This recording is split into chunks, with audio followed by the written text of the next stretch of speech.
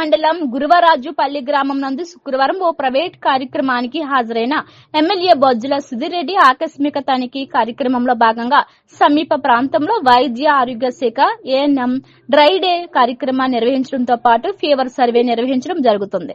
సమాచారాన్ని తెలుసుకునే ఎమ్మెల్యే బొజ్జల సుధీర్ రెడ్డి తనిఖీ కార్యక్రమాన్ని నిర్వహించారు.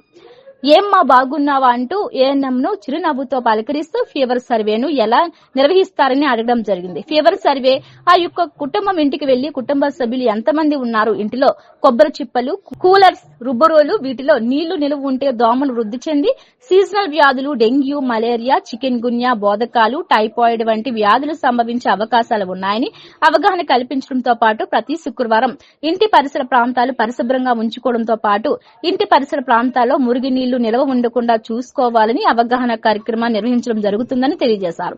అలాగే ఎక్కడైనా ఫీవర్ ఉన్న ఇంటిలో అక్కడ వారికి ప్రథమ చికిత్స అందించడంతో పాటు వ్యాధుల పట్ల అవగాహన కల్పించడం జరుగుతుందని వివరించారు. ఈ కార్యక్రమంలో గురువరాజుపల్లి సచివాలయం సెక్రటరీ సుబ్బారెడ్డి, వీఆర్ఓ శంకరయ్య, మహిళా పోలీస్ గీత, ఆశా కార్యకర్తలు దేవి, చాముండేశ్వరి పాల్గొన్నారు.